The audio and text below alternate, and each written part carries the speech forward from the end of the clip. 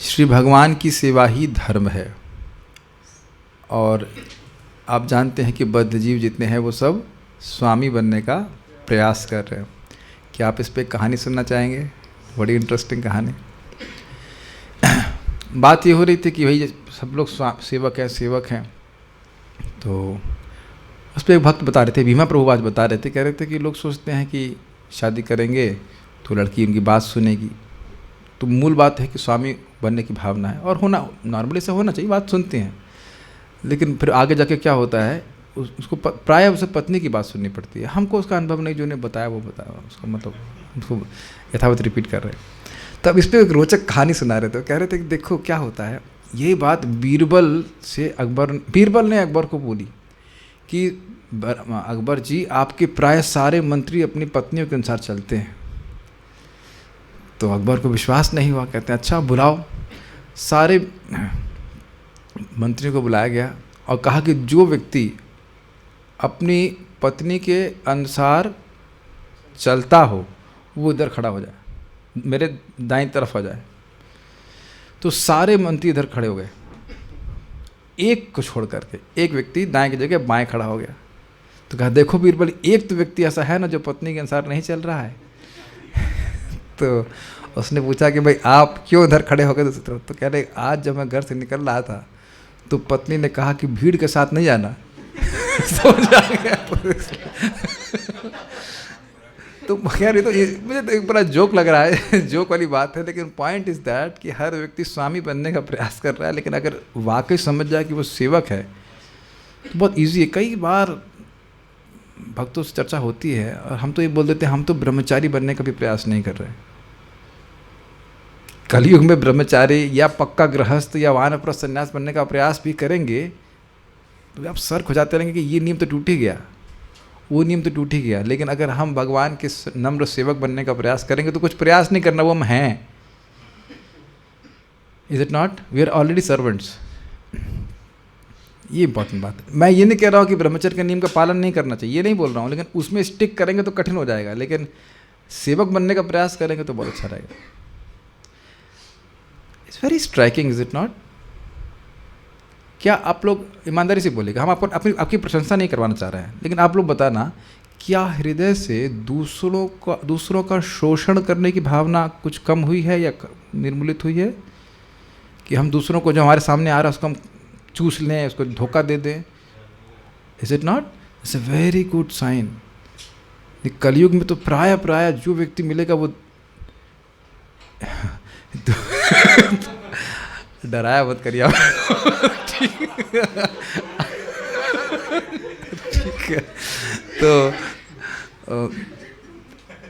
वो बोलेगा जरूर कि हम आपका क्या कहते हैं शोषण, हम तो आपके मित्र हैं इत्यादि इत्यादि, लेकिन वो मित्र नहीं होता है, वो प्राय शोषण करना चाहता है ना। कह रहे हैं आवाज कम आ रही, इज इट लाइक दैट? हरे कृष्णा। आवाज तो ठीक होनी चाहिए, वॉइस इज लो। नहीं हो पता नहीं, अब चेक कर लेना अपने डांड पे। इधर से बढ़ा दीजिएगा। एक मिनट रुकिए। हरे कृष्णा, अभी ठीक है आवाज? यहाँ तो ठीक ही है, जूम पे पूछ रहा हूँ। आवाज सही सब लोगों को सुनाई पड़ रहा है? कुछ सुनाई नहीं दे रहा है? कृष्ण परम भगवान है, सुनाई पड़ा? हाँ ठीक। तो ये बात है, इस धर्म का भिन्न भिन्न। देखिए अभी हमने पहले मजाक किया था तो गृहस्थ लोग बुरा मान जाएंगे, लेकिन बुरा मत मानिए। दोनों ही कहीं किसी भी रिलेशनशिप में अगर हम ये सोचे कि हम सेवक हैं, then your relationship becomes very sweet. चाहे वो फ्रेंड की हो, चाहे पति पत्नी की हो, चाहे गुरु शिष्य की हो। चाहे गुरु भी यही सोचता है क्या कि वह गुरु नहीं है, वह सेवक है। He is helping that jiva और the students whatever to become more Krishna conscious.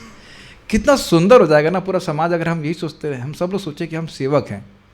डांटना भी एक सेवा है, लेकिन रियली अगर आप हित से एकदम आप सोच चल रहे हैं कि वाकई उसका हित सोच कर डांट रहे हैं तो नहीं बुरा लगेगा उसको। You can actually feel. हमें तो कई बार वैसे वृंदावन चंद्र महाराज जी से प्रश्न करेंगे तो बोलेंगे गधा राम। एकदम गधा राम अभी देख के नहीं बोल रहा है और इतना मजा आता है सुनने में, हमको बहुत अच्छा लगता है। तो मतलब सोच, ये समझ रहे हैं ना बात, क्योंकि हित देख कर कोई प्रेम करता है, कोई डांटता है तो बुरा भी नहीं लगता है। मैं इस पर बार बार सोच रहा करता हूँ कि ये क्यों नहीं हमारा मेडिटेशन हो कि जिस we always are like in a servant mood, is it not, we can help और serve a person to become more connected to Krishna. इस धर्म का मैं इसलिए बोल रहा हूँ, ये बात समझिए, if our meditation is like this, पूरा ब्रह्मांड वैसे आपकी मेडिटेशन से अलाइन कर जाता है। जैसे जैसी इच्छा होती है उसके अनुसार व्यक्ति, उसको सारी सुविधा वैसी प्राप्त होने लगती है। कभी सोचा नहीं कि बेंजीन का स्ट्रक्चर कैसे डिविल हो गया, वो बंदा उसी में लगा पड़ा था, सोचते ये चाहिए ये चाहिए ये चाहिए, भगवान प्रकट करा दिए। आई मीन जो केमिस्ट्री पढ़े वो समझ रहे हैं मेरी बात। या वो जो माता जी काढ़ा उबाल रही थी, उसका रेडियो एक्टिविटी का क्या नाम था, मैरी क्यूरी 12 साल तक काढ़ा उबालती नहीं, उसको खुद कैंसर होकर मर गई, लेकिन रेडियो एक्टिविटी को रिवील कर, एक्सरे रेडियो एक्टिविटी, कुछ रेडियो एक्टिविटी को रिवील कर दी, या फिर न्यूक्लियर बॉम्ब। तो इतनी खतरनाक चीज़ों पे लोगों ने ध्यान किया है तो प्राप्त हो गया है। इस पर अगर आप लोग और रिसर्च चाहते हैं तो आप लोग पावर ऑफ साउंड लेक्चर सुनिएगा उनका, भक्ति विज्ञान महाराज का, नहीं भक्ति विज्ञान महाराज का, every desire is a sound. वो बहुत बड़ा विषय है, बहुत अच्छा विषय है। तो बार बार आप डिज़ायर करेंगे तो क्यों ना हम इस प्रकार से डिज़ायर करें कि वी कैन बी सर्वेंट्स। हमको बहुत अच्छा ही सब लग रहा है, सेवा ही धर्म है, आप जीव की इस धर्म को से अलग नहीं कर सकते। इस धर्म का भिन्न भिन्न देशों में भिन्न भिन्न सांस्कृतिक जलवायु की परिस्थितियों या विशिष्ट स्थितियों के अनुसार भिन्न भिन्न प्रकार से वर्णन किया जा सकता है, किंतु प्रत्येक धार्मिक शास्त्र में ईश्वर के प्रति समर्पण भाव की शिक्षा दी जाती है। कोई शास्त्र नहीं कहता कि ईश्वर नहीं है या जीव के रूप में हम स्वतंत्र हैं, न ऐसा बाइबल कहती है, न कुरान, न वेद। ये कोटेशन दिया है, lift up your eyes on high and see who created this, he who brings out there host by number calling them. भाई हमको तो समझ में नहीं आ रहा है क्या है। हम देखिए अन्य चीज़ों से आप कोटेशन देने से पहले हमको पढ़ नहीं, हम नहीं समझ पा रहे क्या बोलना चाहते हैं। यहाँ तक कि बौद्ध शास्त्र भी ऐसा नहीं कहते। बौद्ध दर्शन के अनुसार सामान्यतः न कोई जीवात्मा है न कोई परमात्मा है, किंतु चूंकि वैदिक साहित्य में श्री बुद्ध को भगवान के अवतार के रूप में स्वीकार किया जाता है, अतः भगवान बुद्ध को स्वीकार करके मनुष्य वास्तव में परमेश्वर का ही अनुसरण करता है। कितना इंटरेस्टिंग बात है। यद्यपि वह वेद नहीं मानते, और वेद नहीं मानते तो भगवान को नहीं मानते, लेकिन बुद्ध को मानते हैं। अब मेरा एक प्रश्न है, ये मेरा प्रश्न है, अब इसका उत्तर मैं नहीं जानता, कोई भक्त अगर जानते हो तो बताइएगा कि बुद्ध को मानते क्या हैं। बौद्ध धर्म के साथ बुद्ध क्या है, कोई अगर किसी की कोई टीका टिप्पणी हो तो समझ में आएगा। कुछ क्या फ़ैन की आवाज़ आ रही कह रहे हैं?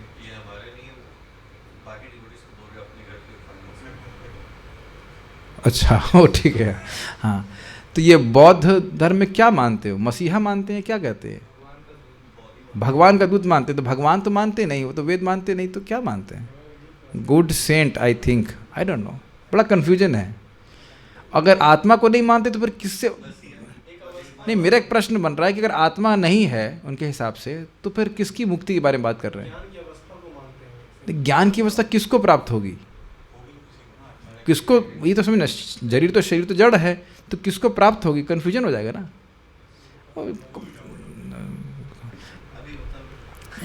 अच्छा, एक इस पे जरूर हम बात करना चाहेंगे। कुछ लोग कहते हैं आप लोग बुद्ध की शिक्षाओं को क्यों नहीं मानते? जब आप उनको भगवान का अवतार मानते हैं तो उनकी शिक्षाओं को क्यों नहीं मानते? तो आप जरूर से कोई उत्तर कहना चाहेंगे इस पर? आप लोग कह रहे हो कि भगवान बुद्ध के अवतार हैं, तो बोलिए, माइक पे बोलिए।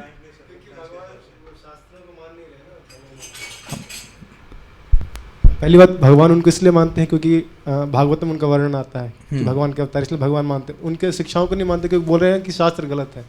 यस, तो अब आगे बताइए इसको। मैं आगे भी समझाया इस बात को। अगर उनकी बात मान लें बुद्ध जी की, तो फिर हम वो नहीं मान पाए कि भगवान है शास्त्र। वो शास्त्र नहीं मान रहे हैं। हम उनको भगवान का अवतार इसलिए मान रहे हैं क्योंकि हम शास्त्र मान रहे हैं, और वो कह रहे हैं कि शास्त्र मत मानो। तो शास्त्र नहीं मानेंगे तो फिर ओ, अब समझ में आया क्या दिक्कत है। रुको, इसका तार लगाइए, नहीं बढ़ा दियो आप। इसका तार तो लगाइए AKG वाले का।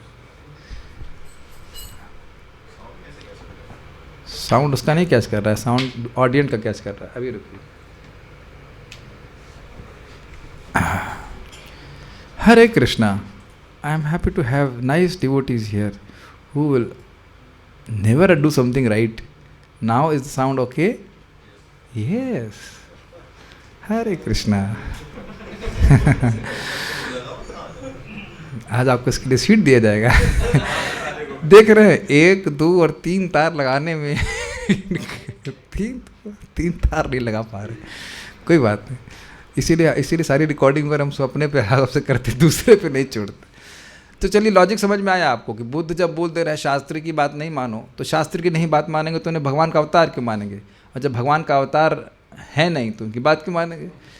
तो इसलिए भागवत कह रही है कि वह एक प्रच्छन्न धर्म को करते हैं। तत्कालिक थी बात, उस समय लोग उसका गलत उपयोग कर रहे थे, वेद का उपयोग करके पशु हिंसा कर रहे थे, इसलिए उन्हें माना कर दिया। नहीं तो आप देखें ना चीज़ें बड़ी कन्फ्यूजिंग है, किसको मुक्ति मिलेगी, भगवान कौन है, मृत्यु के बाद क्या होगा, मुक्ति के बाद क्या होगा। जब आत्मा है ही नहीं तो शरीर तो छूटेगा ही, तो फिर मुक्ति के लिए प्रयास करने की जरूरत क्या है, खाओ पियो, शरीर तो छूटना ही है ना। किसका शरीर छूटेगा, तो सारी चीज़ें ना कुछ ब्लैंक सी हैं, क्लियर नहीं है, तो इसलिए हम लोग स्वीकार नहीं करते इनकी बात। श्रीमद् भागवत में भगवान के अवतारों की एक सूची दी गई है, जिसमें भगवान बुद्ध को भी एक अवतार के रूप में स्वीकार किया गया है। ततः कलौ संप्रवृत्ते सम्मोहाय सुरद्विषाम बुद्धौ नामना अंजन स्वतः कीकटेषु भविष्यति। श्रीमद् भागवत की रचना व्यासदेव द्वारा 5000 वर्ष पूर्व की गई थी और भगवान बुद्ध 2600 वर्ष पूर्व अवतरित हुए थे। इस प्रकार श्रीमद् भागवत में वस्तुतः बुद्ध के अवतार की पूर्व घोषणा की गई। इससे क्या सीख रहे हैं कि यह अपौरुषेय ग्रंथ है, अपौरुषेय ग्रंथ है। 2600 और आप चाणक्य पंडित के बारे में भी, अशोक के बारे में तो स्पष्ट लिखा हुआ है। तो आप समझ सकते हैं कि जो बात भागवत में लिखी है वह क्या कहते हैं, त्रिकाल दृष्टा लोगों के द्वारा लिखी गई है, तो उसमें कोई संदेह नहीं करना चाहिए। दिस क्वाइट अमेजिंग ना, आज से 2600 साल बाद क्या होने वाला है। नहीं, कल्कि के अवतार तो लिखा ही है। आप अभी यहाँ सोचो कि आज से 2500 साल बाद क्या होगा, तो वो छोड़ दीजिए, आज से 50 साल बाद भी देश की परिस्थिति क्या होगी, विश्व की परिस्थिति क्या होगी, हम नहीं सोच सकते। नहीं, कोई भी नहीं सोच रहा, कोई साइंटिस्ट नहीं सोच सकता। हो सकता है ऐसा हो जाए कि सब कुछ ठप हो जाए। देखिए ना, अभी कोविड की वजह से एकदम ठप हो गया था ना सारी इंडस्ट्री। हम लोग सोच रहे हैं पॉल्यूशन बढ़ रहा है, लेकिन भगवान चाहें तो 10 दिन में, 15 दिन में पूरा ठप करा सकते हैं। नदियाँ सब साफ हो गई, सब कुछ हो गया। अब समझ में आ रहा है सत्य कैसे आएगा।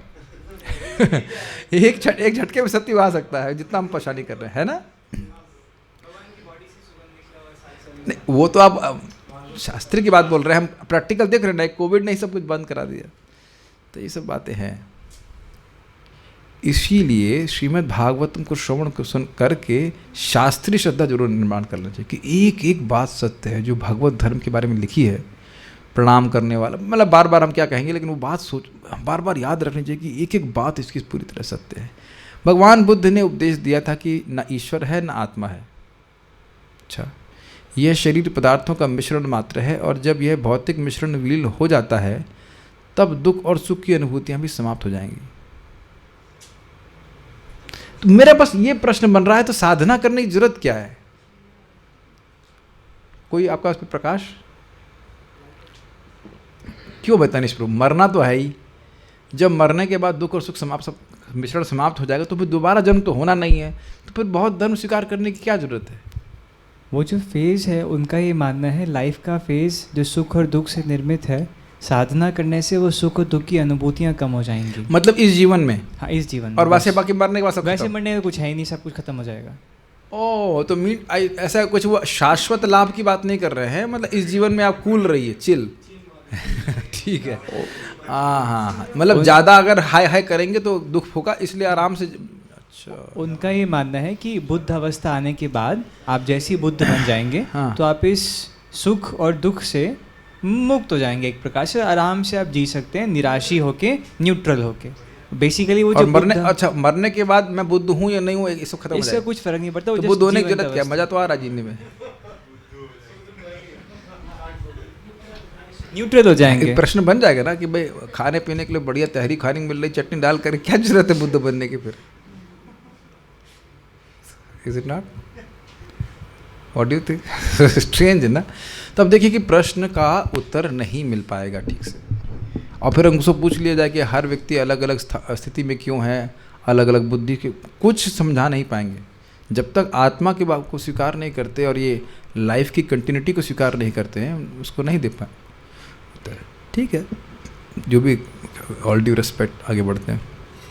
फिर शंकराचार्य आए जिन्होंने उपदेश दिया कि ब्रह्म का बाह्य स्वरूप अर्थात ये शरीर केवल एक भ्रम है ही नहीं भाई, ये तो खाली भ्रम है, ऐसा बोल रहे हैं। बहुत अच्छा लगता है। कोई कह रहा है कि आत्मा नहीं, क्या भगवान है। हाँ, नहीं, सिद्धांत यह है कि मतलब इस तरह से समझिए कि बौद्ध लोग वेद को मानते ही नहीं और कहते हैं कि जीरो है, सब कुछ जीरो पे लेके आए वो। तो ये जो शंकराचार्य जी हैं वो कहते हैं वेद है, वेद की बात माननी है, लेकिन परब्रह्म निराकार है, जीरो नहीं है, निराकार। मैं आपको चावल नहीं खिलाऊंगा, राइस खिलाऊंगा ना। जीरो बोलिए या निराकार बोलिए, कोई अलग बात है, लेकिन देखिए लोग इतने मूर्ख हैं कि ऐसा मान स्वीकार कर लेते हैं। एक जगह मैं पढ़ा हूँ, क्या लिखा, शायद चैतन्य चरितामृत में कोट किया गया है कि भगवान की ऐसी व्यवस्था है कि कोई महान ब्राह्मण कुछ बोलेगा तो वो स्वीकार कर लिया जाएगा। मैं भी याद नहीं आ रहा कहाँ लिखा है, बहुत अच्छा श्लोक है ये। और ऐसा हुआ भी है, बड़े बड़े ब्राह्मण मुनि आए और जाकर के कुछ बात बोलना शुरू करते हैं, लोग सामान्य लोग स्वीकार कर लेते हैं। तो एक जगह बोल रहे जीरो है, दूसरे बोल रहे निराकार है, लेकिन वेद सही है। तो वेद की बात हो, वेद की एटलीस्ट उन्होंने अथॉरिटी को स्थापित कर दिया। आगे जो अन्याचार आए उन्होंने कहा वेद तो सही है ही, देखिए स्थापित हो चुका है, लेकिन भगवान जीरो नहीं है, निराकार नहीं है, वो एक अकेले श्री कृष्ण है, भगवान विष्णु है, उनको स्वीकार करना पड़ेगा। जैसे कि रामानुजाचार्य। सभी धर्मों के में मंदिरों के माध्यम से उपासना और प्रामाणिक आचार की मान्यता है। हम श्री कृष्ण, जीसस क्राइस्ट, ईसा मसीह, यहोवा, बुद्ध, शंकराचार्य, गुरु नानक किसी को माने, प्रत्येक दशा में प्रामाणिक आचार्यों की सत्ता को स्वीकार करना आवश्यक है। मतलब प्रभुपाद जी बस यही कह रहे हैं कि किसी भी धर्म में आप देखेंगे कोई ना कोई प्रणेता रहा है उस धर्म का, और उसकी बात को मान करके लोग धर्म के पथ पे चले हैं, ये सीधी बात बोल रहे हैं। भगवद गीता में भगवान श्री कृष्ण को परम अधिकारी माना गया है। कभी कभी कृष्ण स्वयं प्रादुर्भूत होते हैं और कभी कभी वे अपने अवतार के रूप में आते हैं। कभी कभी वे शब्द ध्वनि के रूप में अवतरित होते हैं। हरे कृष्णा कृष्णा कृष्णा हरे हरे, हरे राम राम राम हरे हरे। और कभी कभी एक भक्त के रूप में प्रकट होते हैं। एक बात बहुत सुंदर आज चैतन्य चरितामृत के प्रवचन में आ रही थी कि शिक्षा गुरु का कर्तव्य क्या है। बहुत अच्छा बात बोल रहे थे कि जो उपदेशों के द्वारा शिष्य के या स्टूडेंट जिसकी कह लीजिए उसकी चेतना को प्रबुद्ध करे। It's amazing, very deep statement. By instructions he revives the consciousness of the student. कुछ अनुभव करने की जितनी बार हम प्रपात ग्रंथ पढ़ते हैं, कुछ रिवाइवल रहता है कि आता है कि ये हमारा कर्तव्य है कि हम कृष्ण की सेवा करें। This is very profound. बहुत डीप स्टेटमेंट था ये बात, मुझे बहुत अच्छा लगा था। एक लाइन प्रभुपाद जी की बहुत मतलब इतनी सुंदर लगी, इतनी सुंदर बात है। शिक्षा का मतलब ही है कि हम अभिधेय को ठीक से समझें कि भक्ति हमें कैसे करनी है और उसे करते रहें। फिर we are duty bound to serve Krishna. जैसे हमारे कंपनी सेक्रेटरी प्रभु को नाम नहीं लग रहा है, आपको बिल्कुल नहीं अच्छा लगता अपने बॉस की सेवा करना, है कि नहीं? लेकिन आप मानते हैं ना कि आप कर्तव्यबद्ध हैं सेवा करने के लिए। आप भी तो वहाँ पढ़ा चुके हैं ना स्कूल में, वहाँ पूरा शोषण ही कर रहे थे, फिर भी मन में था नहीं हम कर्तव्यबद्ध हैं करने के लिए। Is it not? तो जैसे ही व्यक्ति कर्तव्यबद्धता की बात आ जाती है उसके चित्त में, तो वह फिर उस कर्तव्य को करता है नहीं। और हमारे कितने भक्तों को हम लोग देखते हैं, नहीं देखते कि भाई जब में अच्छा नहीं लग रहा, हमारा मन नहीं कर रहा, हम छोड़ देते हैं। आपने देखा नहीं अपने बहुत सारे मित्रों को इस प्रकार से हम देखते हैं कि नहीं? तो कहाँ कमी है जरा बताइए? श्रवण की। जब बारंबार हम श्रवण करते हैं तो इधर ध्यान नहीं जाता कि आपको आज कैसा लग रहा है, मेरा कर्तव्य है ऐसे करना। Is it not? This is very very, पता नहीं आप लोग मैं लाइक कम्युनिकेट कर पा रहा हूँ दिस इज। और कभी कभी आप देखेंगे लोग लेबल कर देते हैं, मान लो कोई अच्छा डिवोटी हमारे वो शिक्षा गुरु हैं, तो तुम सुन क्या रहे हो, कि वो लेबल लगाने के लिए है। या फिर दीक्षा गुरु भी बोल देंगे हाँ वो हमारे महाराज जी दीक्षा गुरु हैं, जो भी कुछ है। लेकिन क्या आप कनेक्शन कर रहे हो उस तरह से? Are you able to understand? शिक्षा का मतलब है कि व्यक्ति प्रबुद्ध हो। प्रबुद्ध अर्थ समझ रहे हैं? प्रबुद्ध मतलब उसकी बुद्धि और चमके, हाँ, बुद्धि और प्रखर हो, वो समझे कि मेरा क्या कर्तव्य है। देखिए मैं रोज इस मेडिटेशन को या एक सत्य को स्वीकार करता हूँ, ये देख पाता हूँ कि हम लोग आत्मा हैं। Is it not? कोई डाउट? प्रमाण ये है कि आप लोग जिंदा हैं, आप लोग अवेयर हैं, हम सब लोग अवेयर हैं कि हम हैं। नहीं? कितने लोग यहाँ पे नहीं हैं? हाथ खड़ा कीजिएगा। एक ने भी नहीं किया। आपको समझ में आया कि मैंने क्या बोला? क्या इस प्रमाण को, इस सत्य को आप काट सकते हो कि आप आत्मा हो? ये तो प्रत्यक्ष दिख रहा है ना। भले ही हम अपनी पहचान किसी भी चीज से कर रहे हैं तो आत्मा ना। और आत्मा है होकर के भी हम इस शरीर में अपनी पहचान कर रहे हैं, तो ये हमारी बीमारी की स्थिति है। इसे कैसे काट देंगे, कैसे नज़रअंदाज कर सकते हैं? तो उसके इलाज है हमारा हरे कृष्ण मंत्र और भगवान की भक्ति। आप लोगों को बहुत सिंपल लग रहा है। जो भी भक्त, मैं अभक्तों की बात छोड़ दे रहा हूँ, जो भक्त भक्ति छोड़ चुके हैं, जानते हैं ऐसे लोगों को, उनको ये चमक रहा है बात कि वो आत्मा नहीं है। लेकिन आप मेरी बात समझ रहे हैं? बुद्धि क्लियर नहीं हो रही कि नहीं, तो प्रत्यक्ष दिख रहा है कि आप आत्मा हो। सुनील प्रभु, क्या लगता है आप आत्मा है कि नहीं है? It's not simple. आपको जैसे मैंने नाम लिया ऐसे नाउ यू बिकम कॉन्शियस। बल्कि 2 कृष्ण हमारे ग्रुप में हैं, तो मैंने एक कृष्ण का मजाक बनाया, तो दूसरे वाले कृष्ण आए कहे, प्रभु जी मुझे लगा कि हम मेरा मजाक बना रहे हैं।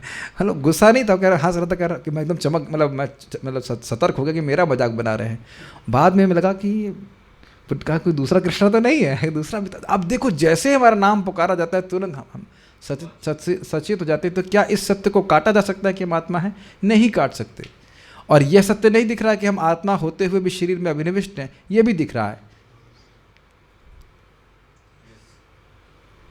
एकदम दृष्ट है ना बीमारी, इसमें कोई नब्ज तो देखा, एकदम दृष्ट बीमारी है। तो क्यों नहीं भगवान का भजन करके अपने स्वरूप को प्रकाशित करें?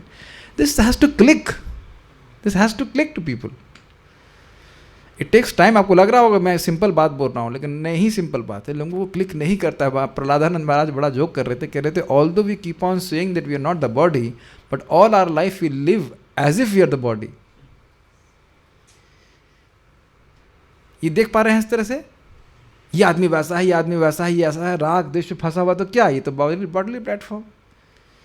तो मैं ये सब बातें क्यों बोल रहा हूँ? भगवान यहाँ पे बता रहे हैं कि जब भी कोई आचार्य आते हैं, प्रादुर्भूत होते हैं, भगवान भी आते हैं, तो वह अभिधेय भक्ति के प्रोसेस को कराते हैं, ताकि जीव कम से कम उस दिशा में आगे तो बढ़े। तो यहाँ पर बात बोल रहे हैं, विभिन्न अवतारों का प्रयोजन यही है। और अवतारों की विभिन्न कोटियाँ हैं। इस युग में भगवान श्री कृष्ण अपने पवित्र नाम के रूप में अवतरित होते हैं। वह है हरे कृष्णा कृष्णा कृष्णा हरे हरे, हरे राम राम राम हरे हरे। हमें तो उस पर परम पूज्य सच्चिदानंद महाराज की बात बड़ी अच्छी लगी थी। What if it was true outside Bhagavatam class also? समझ में आया मैं क्या कह रहा हूँ? भागवत में तो हम सुन रहे हैं कि भगवान का नाम भगवान से भिन्न है, लेकिन हो सकता है कि सच भी हो, क्लास के बाहर भी। अरे भाई, जाप नहीं कर सकते तो आप गा भी नहीं सकते। गाने पे कोई प्रतिबंध है भारत में? मान लो जाप करने का मन नहीं कर रहा है तो क्या गा नहीं सकते? यह भागवत भगवान से भिन्न है। और आप लोगों को अनुभव होगा अगर भागवतम पढ़े, it is just different, is it not?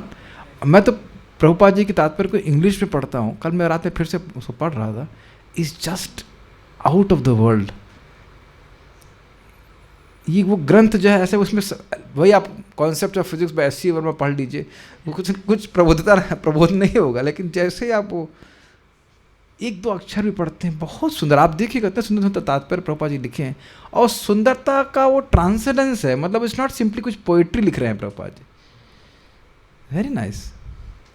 जैसे प्रभुपाद जी कहते हैं, जो व्यक्ति शुद्ध हो गया है वह भागवत के हर पेज में कृष्ण का चेहरा देख सकता है।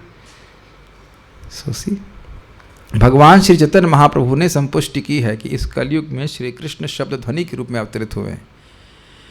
ध्वनि भी एक स्वरूप है जिसे श्री भगवान धारण करते हैं। इसलिए कहा जाता है कि कृष्ण और उनके नाम में कोई भेद नहीं है, तो तुरंत हम भगवान का संपर्क प्राप्त कर सकते हैं उनके नाम के द्वारा।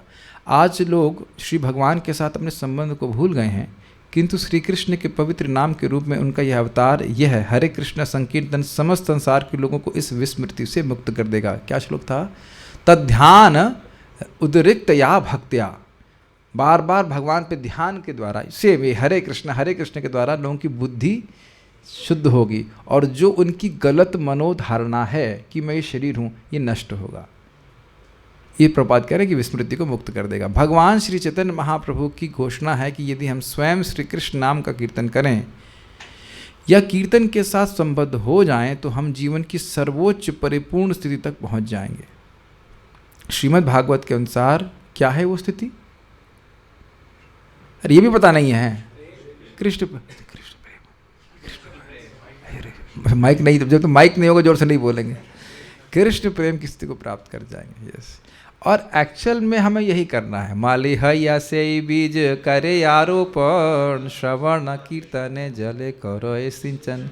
हम ये पाप से मुक्त होने के लिए, जगत से मुक्त होने के लिए नहीं कर रहे, हम रोज जल दे रहे हैं ताकि हमारी भक्ति लता बढ़े और एक दिन आकर इसमें कृष्ण का फल, कृष्ण प्रेम का फल प्राप्त हो जाए। We have to be very clear about it, क्या कर रहे हैं हम लोग। श्रीमद् भागवत के अनुसार भिन्न भिन्न युगों के लिए भिन्न भिन्न आध्यात्मिक साधन हैं। कृते यद ध्यायतो विष्णु त्रेतायाम यजतो मखई, द्वापरे परिचर्यायाम कलौ तद हरि कीर्तनात्। प्रभु बताएंगे इसका अर्थ, बताइए। नहीं बता, कोई बात नहीं, प्रभु बताएंगे। या तो बता, क्यों नहीं बताओगे? दीजिए माइक दीजिए, ऐसे दीक्षा ले लिया, क्यों नहीं बता रहा? चलो बोलिए क्या अर्थ है, और हाइड कर दीजिए उसको हिंदी संस्कृत, क्यों संस्कृत देख के बताइए। संस्कृत दिखा दो, संस्कृत दिखा दो। हाँ हाँ। कृते यद ध्यायतो विष्णु, ध्यान से होता था विष्णु भगवान की सतयुग में। Very good. और त्रेता में भगवान का यज्ञ से होता था। त्रेतायाम यजतो मखय, गुड। हाँ। और द्वापर में डीटी वर्शिप परिचर्या, और कली में नाम, कलो तद हरि कीर्तन। वो सब कुछ फायदे मिल जाएंगे केवल हरि कीर्तन करने से। और इस श्लोक को भैया, माय डियर डिवोटीज, केवल गाना नहीं है, इसको अप्लाई भी करना है। श्लोक तो सब हम अप्लाई कर देते हैं, लेकिन सब लोग कीर्तन में लेट आते हैं। हमको तो कोई दिक्कत नहीं, हमारी तो बड़ी अच्छे डिवोटी यहाँ पे हो गए, इकट्ठे हो गए, मतलब 2 मृदंग प्लेयर स्टेरियो इफेक्ट के लिए और करताल तो हम तो बहुत प्रसन्नता है। लेकिन बाकी लोगों को अभी भी समझ में नहीं आ रहा है कि कलौ तद हरि कीर्तनात्, और नहीं समझ में आएगा तो सत्य में पैदा हो जाओगे, फिर ध्यान लगाना पड़ेगा समझ रहे हैं? इतना सिंपल सी बात नहीं समझते। चलो हम ये भी मान लेते हैं कि सुबह खाना नहीं मिला, देर हो गई, शाम को भी नहीं खाना मिलता है। मैं देखो, मुझे कोई गुस्सा नहीं है, हमें एक इधर मृदंग प्लेयर चाहिए, एक इधर मृदंग प्लेयर चाहिए, 2 करताल, 2 गाने वाले। तो आप बजा भी लेते हो तो 5-6 लोग होकर होंगे, कोई दिक्कत नहीं है। हम लोग कल यहाँ ये नहीं लिखा है कि 15-20 लोग होंगे तभी फायदा मिलेगा, तो 2 आदमी होंगे कीर्तन करेंगे तो भी लाभ होगा। More than 2, more than 1 actually 1 also can do kirtan, but that is not really. Sankirtan means more than 1, तो वो भी ठीक है, लेकिन अन्य लोगों को भी लाभ उठाना चाहिए। देखो भाई, खतरा है, सत्युग में पैदा होगा तो बहुत दिक्कत हो जाएगी, पत्ते चबा चबा के आपको भजन करना पड़ेगा। थोड़ा आ जाए करिए टाइम से, आनंद दिया करिए। किंतु प्रत्येक साधन का सिद्धांत सभी युगों में लागू रहता है। ऐसा नहीं है, हाँ, ऐसा नहीं है कि हरे कृष्ण का कीर्तन इस कलयुग में ही प्रभावशाली है और सतयुग में नहीं था। ये बहुत इंपॉर्टेंट बात है। तत्रार्पिता नियमिता स्मरणे न काल। भगवान का नाम उच्चारण करने का कोई काल का नियम नहीं है। तो आप ये नहीं कह सकते कि सतयुग में नहीं था और कलयुग में स्पेशली काम कर रहा है। नहीं, नाम उच्चारण हर जगह काम करता है। ऐसा भी नहीं है कि लोग सतयुग में भगवान होना चाहिए, भगवान श्री कृष्ण के पवित्र नामों का संकीर्तन नहीं करते थे। सतयुग में ध्यान ही प्रमुख साधन था और महान मुनिगण 60,000 वर्ष की अवधि से भी अधिक समय तक ध्यान करते थे। जो लोग भी ध्यान शिविर में जाते हैं उनसे पूछो तुम्हारा शिविर कितने लंबा चलेगा। किंतु इस युग में हमारी अल्प आयु के कारण ध्यान द्वारा वह परिपूर्णता संभव नहीं है। इस कारण इस युग में विशेष रूप से ये संस्तुति की गई है कि हम सब एक साथ बैठकर हरे कृष्ण का कीर्तन करें। सिंपल, यह अत्यंत सरल है और प्रत्येक व्यक्ति इसमें भाग ले सकता है। और ये इतना सरल लगता है, लोगों को लगता है इससे क्या हो जाएगा।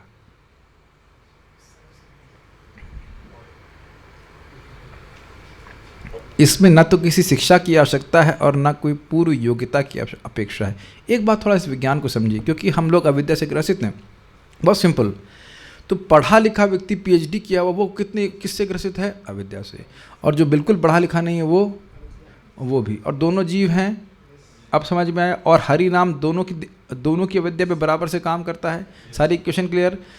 तो जो कोई व्यक्ति हरे कृष्ण मंत्र को श्रद्धा से स्वीकार कर लेता है, जाप करता है, उसमें उसको दोनों को बराबर सेल्फ रियलाइजेशन मिलेगा। बस ये है कि वो श्रवण करता रहे, उसका महत्व समझे। पैरासिटामोल सब पे बराबर से काम करती है। ठीक जी। अच्छा, एक और बात है, पूर्व योग्यता की अपेक्षा का मतलब क्या है भाई? इसमें यह भी नहीं है कि आपका चित्त शुद्ध हो, आप बहुत शुद्ध अवस्था में हो, ऐसा कुछ भी नहीं है। जिह्वा स्पर्श आचरण डाले सबक उद्धारे। इस कलयुग में लोग अत्यंत मंद बुद्धि और भाग्यहीन भी हैं, और साथ ही कुसंगति से दूषित भी हैं। मंद बुद्धि क्यों है, बता दीजिए, क्या प्रमाण है कि मंद बुद्धि है? यस, पहली तो वही बात है कि भोग कर करके उनकी बुद्धि जड़ हो गई है। आप समझाने का प्रयास भी करो कि इंसान नहीं, सॉरी इंसान मतलब आप, हम शरीर नहीं, हम आत्मा है, यह भी नहीं घुसता है दिमाग में। ये मेरा व्यक्तिगत अनुभव है कि हम लोग जिस कार्यक्रम में गए थे, पहला कार्यक्रम मेरे जीवन का था, 400 बच्चे आए थे, उसमें से किसी ने, मतलब मेरे अलावा किसी ने कोई रिएक्शन ही नहीं दिया। ऐसे लग रहा कुछ भी नहीं हुआ वहाँ पे। और सरप्राइज की मैंने अन्य बच्चों से बात कर रहे हो, कितना बढ़िया लेक्चर था, अरे तो बहुत लोग आते हैं जाते हैं, और सरप्राइज की कोई रिएक्शन नहीं कि हम शरीर नहीं आत्मा दिखाए उसको। आपने देखा कुछ लोग कोई रिएक्शन ही नहीं देते, एकदम जड़। और भाग्यहीन क्यों कह रहे हैं, जरा बताइए, कुछ याद आ रहा है भागवत से? भाग्यहीन क्यों? बहुत सारे कारण है। एक तो भक्तों को संग मिलता नहीं है, और भक्तों को संग मिलने के बाद भी भाग्यहीन हो जाएंगे, वो छोड़ देंगे उसको, और साथ ही कुसंगति से दूषित है। श्री चैतन्य महाप्रभु ने इस महामंत्र के संकीर्तन का प्रवर्तन किया। हरे कृष्णा कृष्णा कृष्णा हरे हरे, हरे राम राम राम हरे हरे। यह मंत्र भगवत प्रेम के प्रचार प्रसार का बड़ा भारी साधन है। ऐसा नहीं है कि संकीर्तन साधन की संस्कृति केवल कलयुग में की गई है, वस्तुतः इसका अनुरोध सभी युगों के लिए किया गया है। सभी युगों में अनेक भक्त हुए हैं जो भगवान नाम कीर्तन द्वारा पूर्ण अवस्था को प्राप्त हुए, जैसे कि ध्रुव महाराज सतयुग में। क्लियर? इस कृष्ण भावनामृत आंदोलन का यही सौंदर्य है। यह केवल किसी एक युग, किसी एक देश या किसी एक वर्ग के लोगों के लिए नहीं है। हरे कृष्ण का कीर्तन किसी भी युग में, किसी भी देश में, किसी भी सामाजिक स्थिति के व्यक्ति के द्वारा किया जा सकता है, क्योंकि कृष्ण सभी युगों, सभी देशों और सभी सामाजिक स्तरों के व्यक्तियों के लिए सर्वोच्च पुरुषोत्तम भगवान है। बहुत सिंपल सी बात हम यहाँ पे सीख रहे हैं। जैसे ही आप हरे कृष्ण मंत्र बोल रहे हैं, आप भगवान से कनेक्ट कर रहे हैं। बहुत सिंपल सी बात है, और उसके लिए कोई समय या स्थान की आवश्यकता नहीं है। इसको आप लोग कई बार सुन चुके हैं। देखिए, सुनते तो हम बहुत सारी बातें हैं रोज़ ही, लेकिन उसको अप्लाई करने का प्रयास करना ये चाहिए कि आपके पास जैसे भी समय बचे तो भगवान का नाम जप करना चाहिए, श्रीमद् भागवतम को पढ़ना चाहिए। व्यर्थ समय नहीं बताना चाहिए, क्योंकि हमारे पास समय है नहीं है। This has to be there. भाई आप लोगों का भी तो कंपनी में जब क्या कहते हैं आइडल टाइम होता है ना, तो आप काउंटर या माला जो भी कैसे उठा लीजिए, या कुछ कीर्तन सुनिए या पढ़िए, है कि नहीं? कौन जाने कितना समय हमारे पास है। Okay, so we shall stop here. कोई प्रश्न यहाँ पे तो है कि नहीं?